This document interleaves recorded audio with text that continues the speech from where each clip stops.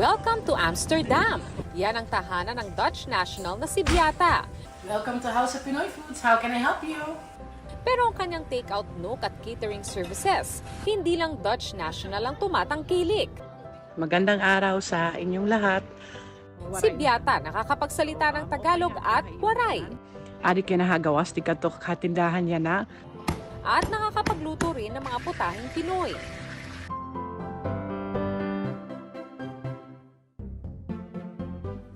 Hindi lang Pinoy at heart si Beata dahil napaibig din siya sa Pinoy na si Rainier. Noong 2003, umuwi kami ng asawa ko ng Pilipinas para sa kasal namin. At pagbalik na namin ng Netherlands, siyempre gusto ko din maano din yung mga bata ng mga Filipino food. So nag-start ako magluto ng Filipino para mag-practice ako ng mga Filipino food po. Minsan mahirap talaga magtimpla, kaya kung nagluluto ako, laging ako may kasamang Filipino talaga. Kahit sa ibang bansa na sila naninirahan, matiyaga pa rin niyang pinag-aaralan ang pagluluto ng putahing Pinoy. Parang naka-interest talaga ako na siyempre yung asawa ko, love na love ko talaga siya. Yung pinagalingan niya, tsaka yung mga food, yung culture, importante din yan sa akin. Kaya decidido talaga ako noon na gusto ko talaga matuto para magluto ng Filipino food. Mula sa pagluluto, sinasabay rin niya ang pag-aaral ng Tagalog at Waray. Dahil dito, mas nauunawaan daw niya ang asawa at pamilya nito na tubong Samar.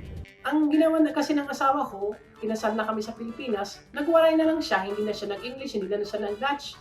Nagwaray, so natuto na lang ako, wala akong choice.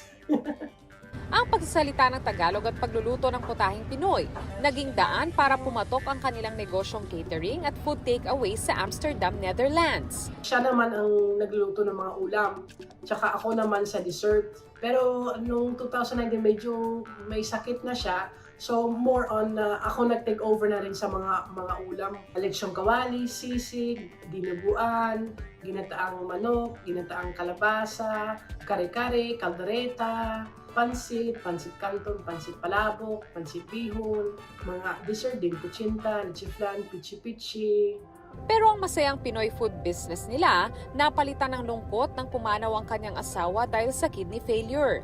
May business na kami from home, pero gusto ko na sana itigil. Tapos ako ng business partner ko, ay siya din nag-motivate sa akin. Sabi niya, mag-open kaya tayo ng catering and takeaway. Wala man sa tabi niya si Rainier. Sa pagluluto ng pagkain Pinoy, nananatiling buhay raw ang masasayang alaala nila.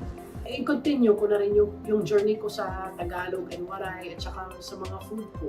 Para makaka-share pa rin ako sa mga anak ko. Importante din po sa akin na yung hindi mawawala din sa mga bata kasi kahit paano half Filipino talaga sila.